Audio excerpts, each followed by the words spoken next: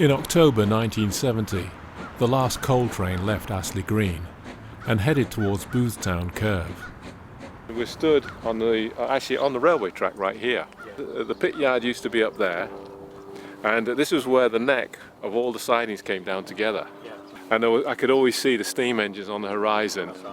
Get some smoke coming off, so I knew there was some action going on. I don't think I ever came here when there wasn't some action. The track actually went through here, and there's a piece of film of a train coming down the colliery yard, crossing the road here and going off through the bushes over there.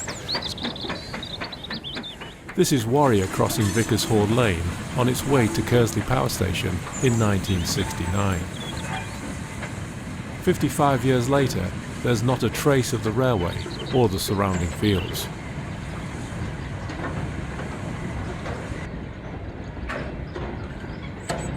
All that's left is the base of the level crossing gate.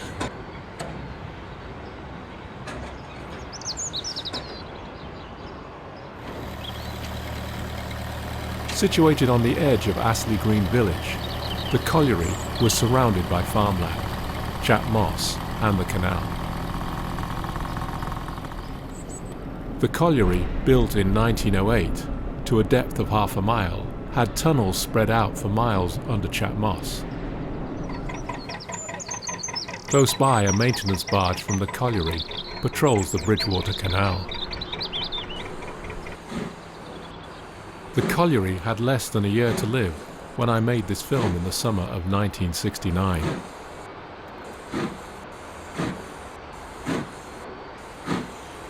Harry pushes wagons full of coal slurry to be burnt in the colliery's main boilers that were situated behind the back of the loco shed.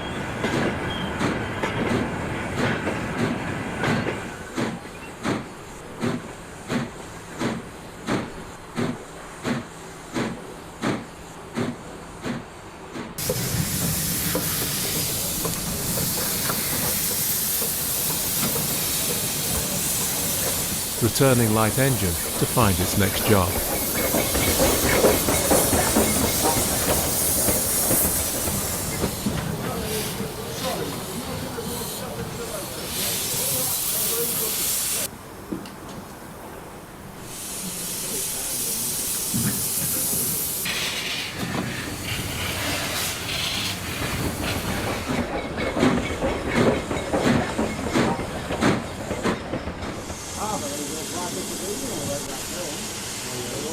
The loco crews discuss Harry's next move before taking Stanley out of the loco shed and hauling it up to walked-in workshops for repair and washout.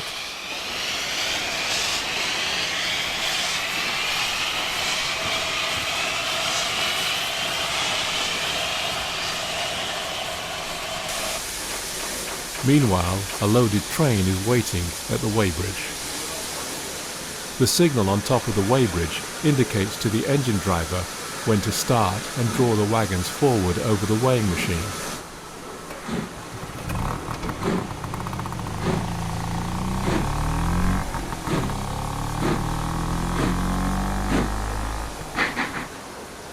It requires a slow, continuous movement, with the driver carefully watching the light for instructions whether to keep moving or stop.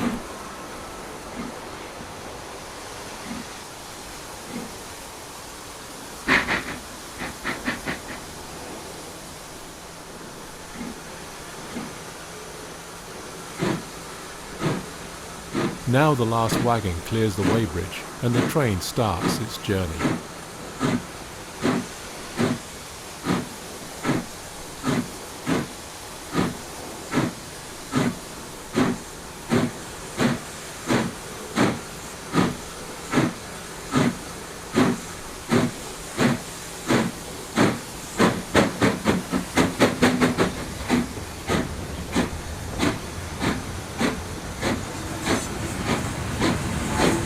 That's my camera gear accidentally getting into shot.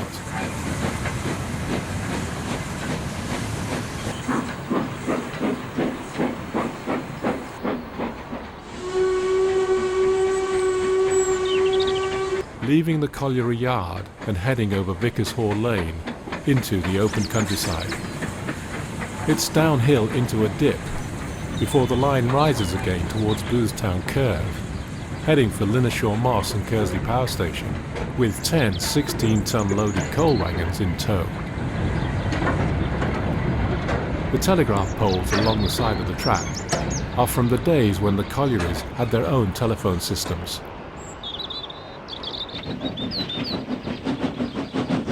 Now rounding Boothstown Curve, the train starts the 4-mile climb at an average gradient of 1 in 53, frightening the birds from the bushes.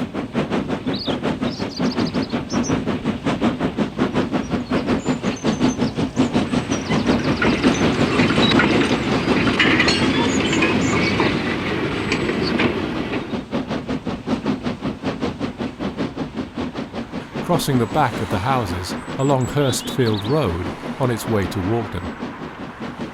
The house owner, closest to camera, seems to enjoy growing roses.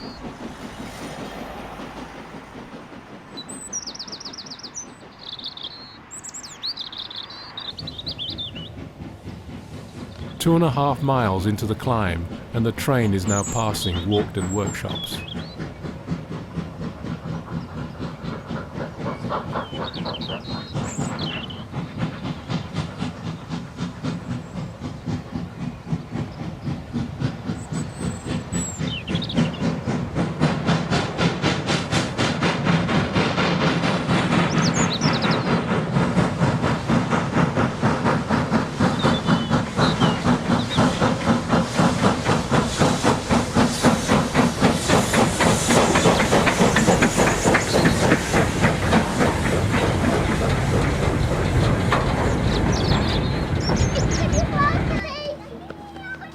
At the top of the climb, the railway crosses Grosvenor Road, where the track runs along the back of people's houses.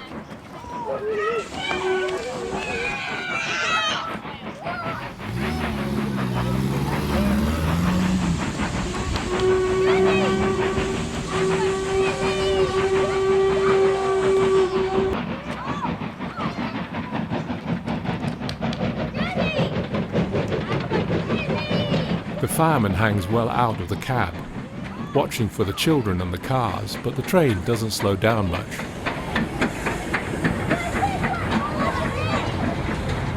Then reversing across Ashton's Field for Linnashaw Moss to drop the load at the BR exchange sidings. The cooling towers of Kearsley Power Station poke up in the distance while a farmer ploughs his patch. Let's look at some of the locations along the route. Grosvenor Road from the same spot where I stood filming the approaching train with the kids playing.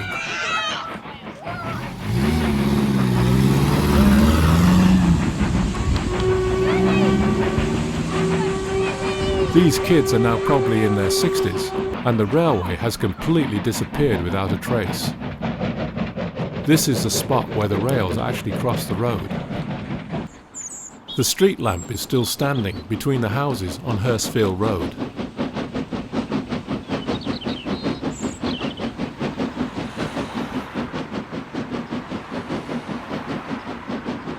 The only change is the houses have new front doors, windows, and extensions with garages at the side. No one would believe a railway ever ran here.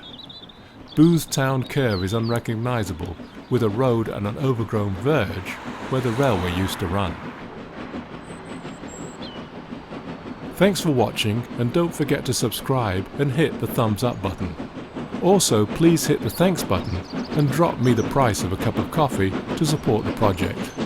The button might be hidden behind the 3 dots on the right below the video. See you here again next time.